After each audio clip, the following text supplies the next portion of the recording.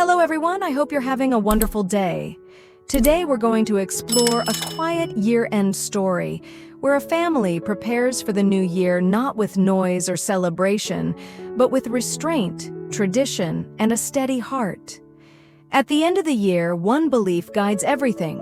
Stay calm and the year ahead will flow smoothly. If you enjoy this story, don't forget to subscribe to the channel so you won't miss the next videos. The final days of the year always arrive earlier at Tu Diep's small house. Just after dawn, the front door is already wide open, not to welcome guests, but to welcome the sunlight.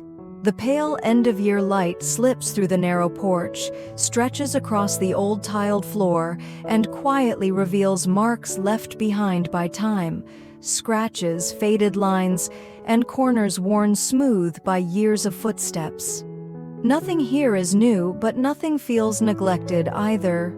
The air carries a faint chill, the kind that only appears when a year is about to close. It isn't cold enough to make people shiver, just enough to remind them that one chapter is slowly ending and another is waiting to begin. Inside the house, no one is sitting still. James's mother arrives early in the morning. She rolls up her sleeves and begins wiping down the wooden table and chairs that have been used for years. Her movements are slow and careful, almost deliberate, as if each stroke of the cloth matters. She doesn't say much. Every so often, she pauses to look around the room, quietly assessing what still needs to be done. In one corner of the house, several boxes of New Year supplies are neatly stacked. Cakes, tea, candied fruits, wrapping paper, fresh incense. Nothing has been arranged yet, but nothing is left in disorder. To James's mother, preparing for the new year doesn't mean showing off. It simply means having enough and keeping things tidy. James carries chairs out to the porch. Tu Diep follows behind him, holding a bundle of decorative lights that were carefully taken down from the previous year. They've done this together before, but this year feels different. There's no testing, no hanging and rehanging, no second guessing. Once the lights go up, they stay. James stands on the chair, carefully wrapping the string of lights around the porch pillars. Small yellow bulbs line the roof, extending across the window frame. Tu Diep stands below, gripping the legs of the chair firmly. Every now and then, she looks up and quietly reminds him to be careful. Her voice isn't loud, but it's steady. Little Nhi runs circles around the yard, holding a loose strand of lights that hasn't been plugged in yet. She counts the bulbs out loud, loses track halfway through, then laughs as if none of it really matters. To her, the joy is in the movement, not the result. From the kitchen, the smell of food slowly spreads through the house. It's not a full New Year feast, just a few simple dishes meant to get everyone through a long day of cleaning. James's mother hums softly while she cooks. She says that during these days, there's no need for anything complicated. If the house is tidy and the people inside are calm, the new year will be easier to breathe in. After speaking, she sets another pot of water on the stove, preparing tea. Little Nhi sits on the floor with a stack of newly bought red envelopes in front of her. She lines them up carefully, stacking them into small, neat piles the way she's seen adults do. Once she finishes, she knocks them over and starts again. She looks up at James and asks when she'll finally get her red envelopes. James laughs and tells her she has to wait until the new year arrives. Little Nhi pouts for a second, then nods to herself, deciding that preparing early is fine too. Tu Diep watches this and smiles softly. She hands Little Nhi a few unused envelopes and asks her to help make a complete set. Her gaze lingers on the child longer than necessary, as if this quiet moment alone is enough to make the past year feel meaningful. The afternoon passes slowly. The house looks noticeably cleaner now. Corners that were once cluttered are empty. The lights inside are turned on earlier than usual, casting a warm yellow glow that makes the small space feel cozier, even as the wind outside begins to pick up. James's mother stands in the middle of the house and takes a slow look around. Almost to herself, she murmurs that it's been a long time since she last prepared for the new year with so many people around. James hears her, but doesn't respond. He leans against the doorway, watching little Nhi scribble aimlessly on a blank sheet of paper placed on the dining table. Dinner is simple and unceremonious. There are no rituals, no formal words. Everyone is present, and that feels like enough. They talk briefly about how the year went, mention a few loose plans for the year ahead, but no one goes too deep. Everyone seems to understand that the final days of the year are not meant for heavy calculations. Tu Diep places food into James's mother's bowl. James's mother reminds James to eat more, mentioning that he'll be traveling back and forth over the next few days and shouldn't exhaust himself. Little Nhi eats while jumping from one random story to another, barely finishing one sentence before moving on to the next. As the meal winds down, James mentions that the next day, he plans to take Tu Diep and little Nhi to his house for a short visit. He doesn't explain much, only saying that they'll go greet his father.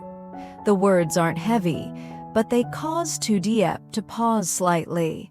She stays silent for a few seconds, then nods. James's mother looks at them but doesn't ask anything further. She simply reminds them to be careful on the road, noting that traffic tends to get crowded around this time. Night settles in fully. The lights on the porch are finally plugged in. A soft yellow glow spreads across the small yard, changing the atmosphere. Nothing looks newer, just warmer. Little Nhi stands still, staring at the lights for a long time, then says that the new year must be getting very close. James replies that it isn't yet, but it's not far either. Gradually, everyone slows down. The house grows quieter but not empty. No one mentions midnight. No one counts down the days. Still, everyone knows the new year is approaching, and within this quiet preparation, one thing has already been decided. Tomorrow, James will take Tu Diep and little Nhi to his home. The next morning arrives quietly, without any rush or ceremony. James drives Tu Diep and little Nhi toward his family's house while the sunlight is still soft. It's not the harsh brightness of midday, just enough to illuminate the road and wash the city in a pale glow. The air feels different now. Not festive yet, but heavier, like everyone is aware that the year is about to close, and they're walking carefully toward that final line. The streets are busier than usual, but strangely calmer. Cars move steadily, horns are rare, and people seem more patient than they've been all year. Along the roadside, many shops have already hung signs announcing their New Year break. Some storefronts play spring music quietly, not loud enough to draw attention, just enough to remind passers-by that something is changing. Little Nhi sits behind James, hugging a small bag filled with unused red envelopes. She keeps pressing her face close to the window, watching the scenery slide by. Every so often, she turns her head quickly, as if afraid she might miss something important. Tu Diep sits behind James as well, her hands folded neatly on her lap. She doesn't speak much. Her expression isn't tense, just thoughtful, like someone stepping into a place where every movement matters. After a familiar turn, James's family home comes into view. It isn't large, but it's neat, carefully maintained in a way that suggests habit rather than effort. In front of the house, several potted plants have been repotted with fresh soil. The earth is still dark and damp. Decorative lights hang under the roof, lined up precisely, but they haven't been turned on yet. Everything looks prepared, but nothing is on display. This house doesn't rush to announce anything. James's mother opens the door early. When she sees them, she smiles and gestures for everyone to come inside first, before setting their things down. Her voice is gentle, steady, the kind that instantly makes the space feel grounded.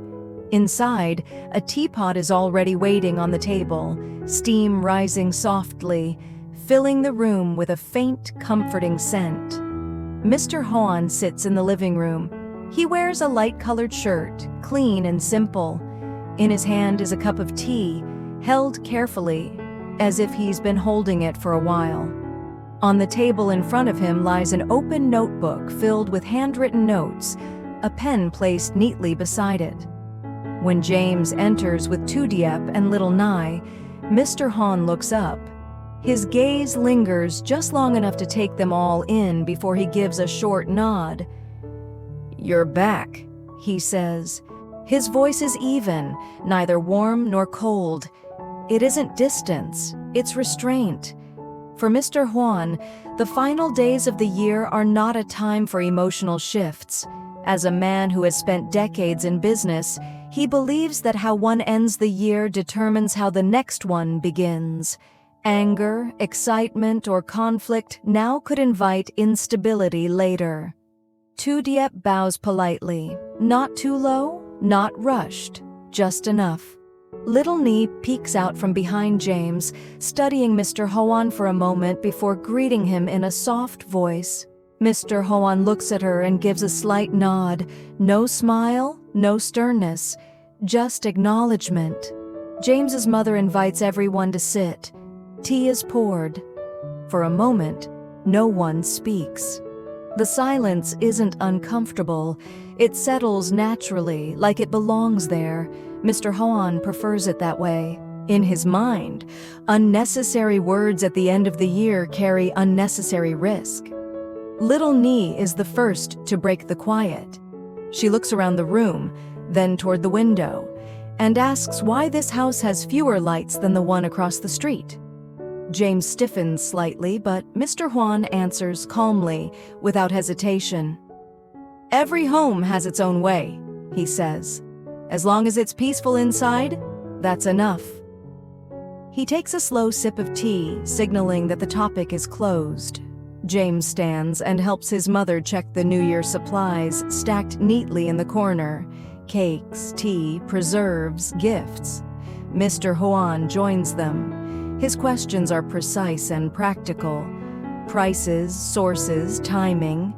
He speaks like a businessman reviewing inventory, not a father making conversation. He avoids personal topics entirely. For him, keeping everything stable matters more than revisiting the past or opening emotional doors. In the kitchen, Tu Diep helps James's mother wash fruit. They stand side by side, hands moving in rhythm under running water. James's mother speaks quietly, explaining that Mr. Hoan isn't a difficult man, just careful with his emotions, especially at this time of year. "Ending the year angry invites bad luck," she says softly. "He's lived by that rule for decades."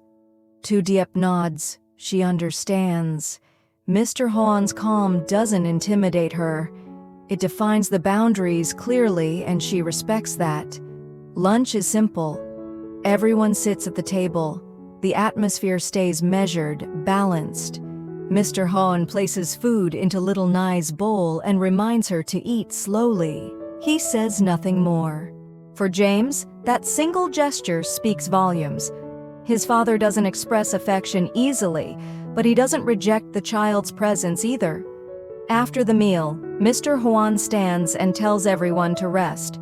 Heavy discussions aren't meant for these days. Before James takes Tu Diep and little Nhi home, Mr. Hoan offers one final sentence, his voice unchanged. "It's the end of the year. Keep your heart steady. Next year things will go smoothly." It isn't the kind of blessing most families give, but for him, it's the most sincere one he knows. On the drive back, little Nhi asks why Grandpa doesn't smile much. James thinks for a moment before answering. He says Grandpa is someone who tries very hard to keep things from tipping over.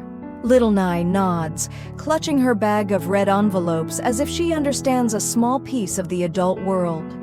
The car moves away from the familiar street. Behind them, James's family home remains quiet. No bright lights, no noise, just the one thing Mr. Hoan values most before the new year arrives. No anger, no bad omens, only calm.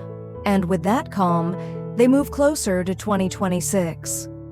In the final days of the year, Tu Diep's small house fills with quiet preparation rather than celebration. James, Tu Diep, Little Nhi, and James's mother clean, decorate, and share simple meals, believing that calm and order invite a smoother new year. Their routines are unhurried, marked by soft conversations, warm lights, and unspoken understanding.